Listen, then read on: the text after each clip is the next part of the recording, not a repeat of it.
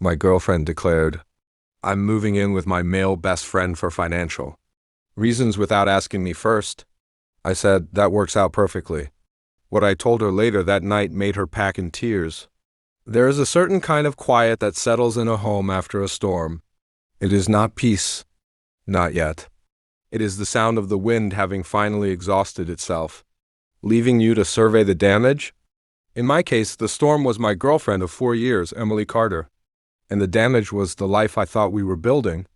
But as I sit here now, I realize something crucial. The storm did not destroy my foundation. It just cleared away a house that was already rotten to the core. Let me start by saying I am not the kind of man who is easily fooled. I am a systems analyst. My entire career is built on seeing patterns, anticipating problems, and understanding how one small change can bring a whole network crashing down. I applied that same logic to my life, which is why I never understood men who complained about their girlfriends ignoring them or spending all their money. My relationship with Emily Carter was built on what I thought was a solid framework: mutual goals and shared investment. When we met, she was smart, ambitious, and had a clear 5-year plan. We were a team. We agreed to combine our efforts to save for a house. It was a joint venture. I made more money, so I contributed a larger percentage to our shared savings. But she was contributing too. Every decision was a discussion. We were building something brick by brick, and I respected that. I loved her for it. Her best friend, a guy named Daniel Hayes, was the only variable I could never quite account for. He was one of those people who was perpetually on the verge of making it big. He dressed in expensive clothes he could not afford, drove a leased car he was always behind on, and carried himself with the smug certainty of a man who has never had to face a real consequence. He was always around, offering unsolicited advice, making little jokes at my expense that were just plausible enough to be deniable. Emily Carter always defended him. "He is like a brother to me," she would say. "He just does not have the stable foundation you do, Daniel." The stability she mentioned was me. I was the foundation. And last Tuesday, she decided to test just how much weight I could bear. She came home from work with a strange energy, a mix of nervousness and forced cheerfulness. She sat me down on the couch, the one we spent 3 weekends picking out together. Then she dropped the bomb. It was not a request. It was a declaration. "I have some amazing news," she started a little too brightly. "Daniel Hayes' roommate is moving out at the end of the month. I'm going to take the spot." I just stared at her, waiting for the punchline. There was not one. She rushed to explain, her words tumbling over each other. "Think about it, Daniel. It is purely for financial reasons. His rent is so much cheaper than my half of the bills here. I could save an extra $1,000 a month. We could get our house so much faster. It is the perfect solution." I let the silence hang in the air. She wanted a reaction.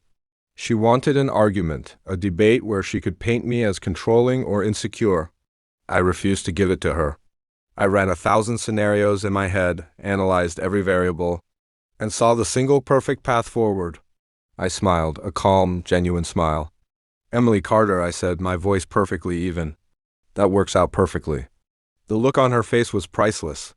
The triumphant, prepared-for-a-fight expression melted into pure confusion. This was not in her script. "It does," she stammered. "Absolutely," I said, leaning back on the couch.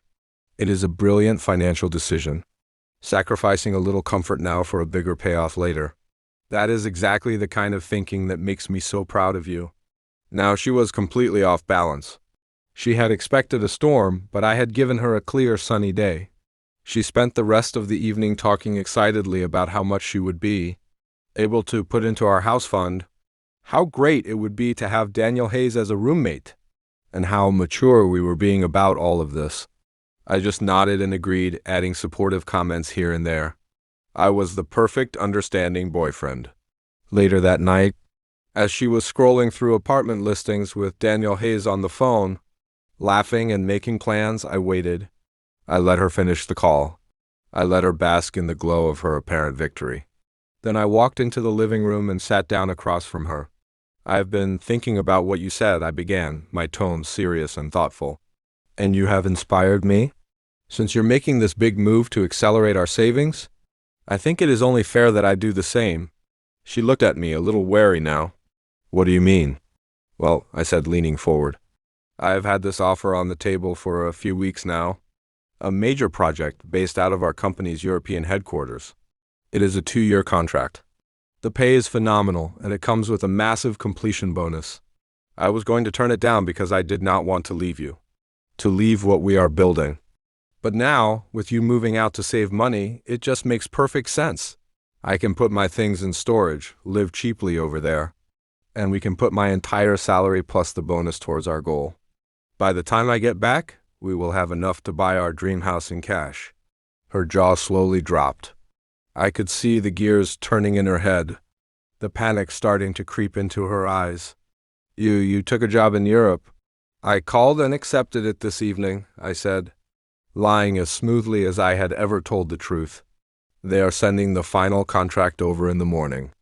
The project starts in 3 weeks. In fact, I am ending the lease on this apartment at the end of the month. The timing is just perfect, is it not? The color drained from her face. You ended the lease? But where will I stay when I come back to visit? Visit Emily Carter. The whole point of this is to save money. Flights from Europe are expensive. We need to be disciplined, both of us. This is what you wanted, a smart financial decision. And then I delivered the final blow. And since we will be managing our finances separately for the next 2 years, we need to split our shared assets now. It is the only logical thing to do. I've already drawn up a spreadsheet of the joint savings account. The furniture, everything we have accumulated. We need to figure out who gets what. She just stared at me, speechless.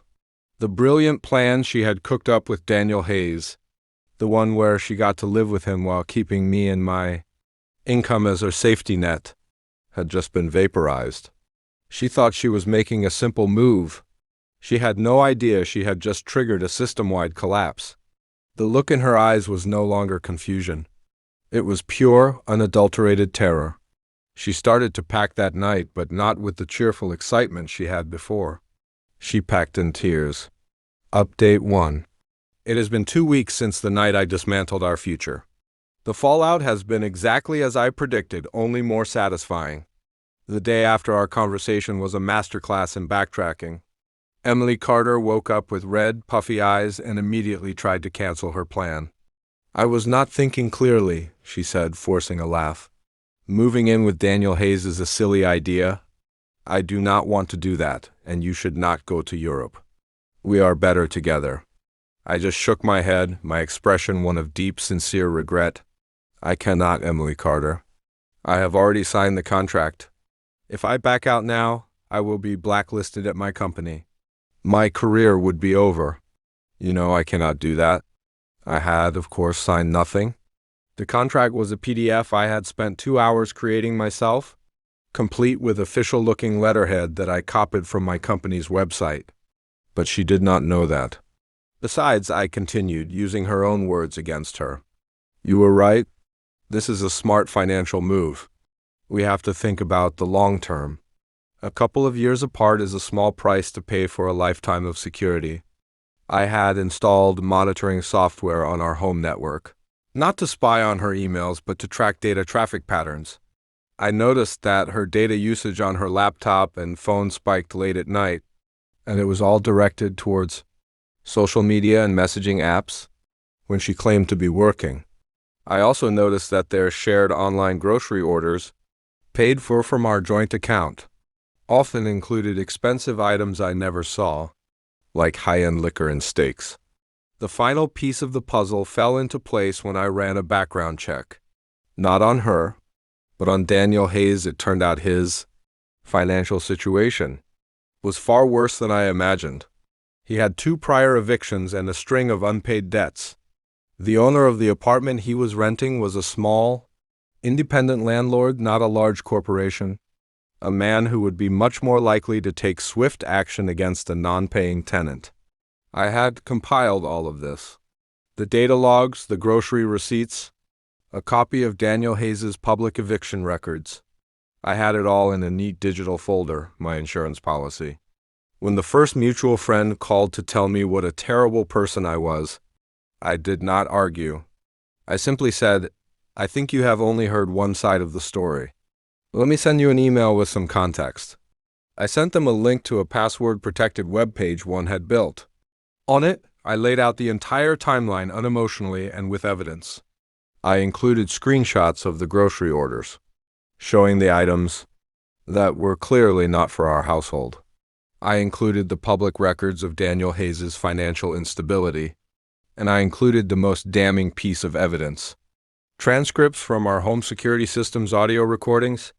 The system recorded audio when it was armed or disarmed. I had captured several conversations between Emily Carter and Daniel Hayes from when they thought I was asleep or at work. The conversations were sickening. They had been planning this for months. It was not just about saving money. It was a deliberate scheme.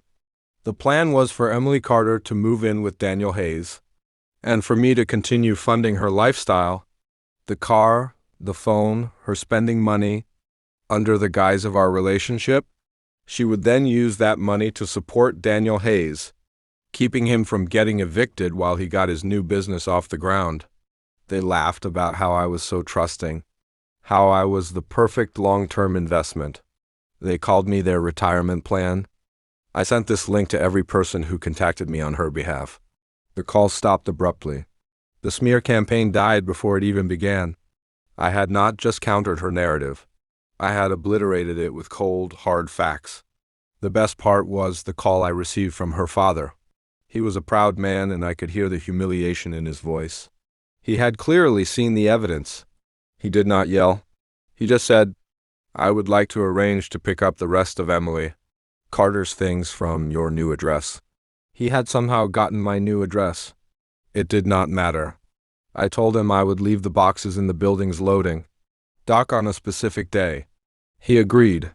He then asked a question that I knew was coming. The car? She needs it for work. Is there any way she could just take over the payments? The car has already been sold, I said. It was another lie, of course. The car was sitting in my new secure parking garage. It was a sound financial decision. The silence on the other end of the line was my victory. He knew he had no leverage. He knew his daughter had been caught in a scheme, so foolish and so greedy that there was no defending it. Emily Carter and Daniel Hayes are now facing the full consequences of their actions. Their landlord, who I may or may not have sent an anonymous tip to regarding his tenant's financial history and the precarious nature of his new roommate's income, has started the eviction process. Emily Carter is unemployed. Her company, a small firm where reputation is everything, let her go after rumors of her unethical planning started to circulate. It seems one of our mutual friends works in the same industry. They are trapped in an apartment they cannot afford with no allies left to call. They thought they were masterminds. They were just amateurs who picked the wrong target. They tried to manipulate a system without understanding that I am the one who builds the systems, and I always build in a fail-safe. Final update. It has been 6 months since my old life ended and my new one began. The dust has completely settled. The silence from their side is absolute. The story is over, and I can definitively say that I won. Not just the battle, but the entire war. And I did it without ever raising my voice. The eviction I mentioned in my last update went through. Emily Carter and Daniel Hayes were forced out of their apartment. The image of them trying to move their things without a car, a detail I heard from a former mutual friend, is a source of quiet satisfaction. Their brilliant plan, hatched over months of whispered phone calls and secret meetings, ended with them standing on a curb surrounded by boxes they could not afford to move. Daniel Hayes, as I predicted, folded under the pressure. He blamed Emily Carter for everything, for bringing her drama into his life and for getting him kicked out. Their great friendship, the one that was like family, dissolved the moment the money ran out.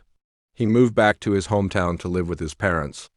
A 30-year-old man defeated by his own arrogance. Emily Carter's fall was harder and more complete. After losing her job and her apartment, she had no choice but to move back in with her parents. But the home she returned to was not the supportive sanctuary she expected.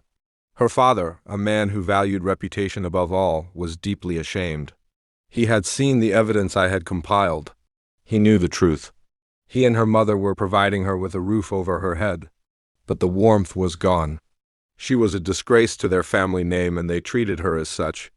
I learned through the grapevine that she has been struggling to find new work. The industry she was in is small, and word travels fast. The story of her manipulative plan, backed by undeniable proof, has made her toxic. She is paying a long-term price for a short-sighted scheme.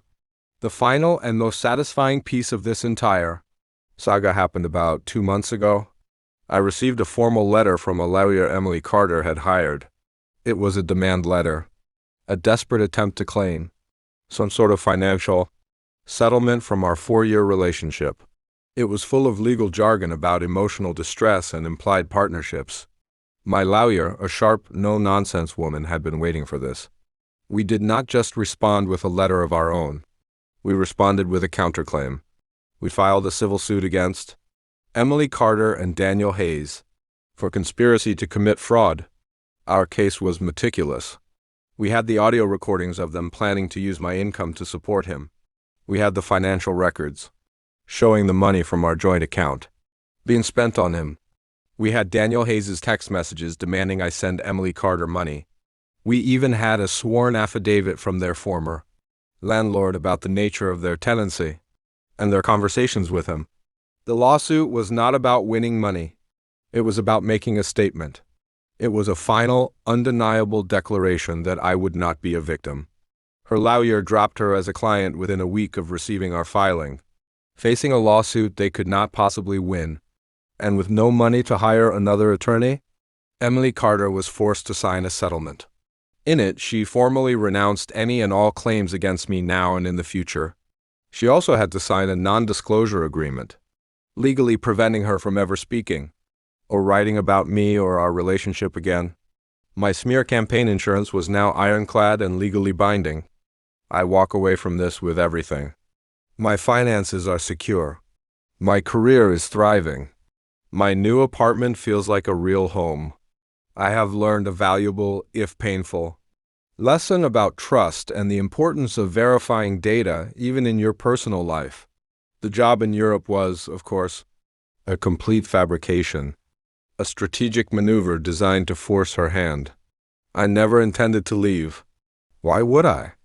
I had a front row seat to the most satisfying system collapse I have ever witnessed. They thought they were clever. They saw me as a stable, predictable, and exploitable resource. They failed to understand that the most stable systems are often the most complex, and the quietest parts are the ones that control everything. They wanted to play a game of chess, but they were playing against a grandmaster who had already seen every possible move they could make. They did not just lose, they were dismantled. And my life is quieter, cleaner, and better for it. The storm is over. The silence that remains is peace. If you've been blindsided by someone you trusted, don't let their actions define your future. Take control, just like I did. Start by analyzing your situation with clear eyes. Look at the patterns, the data, the truth beneath the surface. Protect your assets, document everything, and don't let emotions cloud your judgment. If you're facing a betrayal, whether it's financial, emotional, or both, reach out to a professional, a lawyer, a financial advisor, or even a trusted mentor.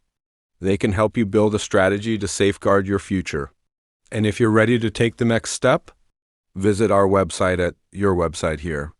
We offer resources, tools, and expert advice to help you rebuild stronger than ever. Don't wait for the storm to pass. Act now and turn the silence into your victory.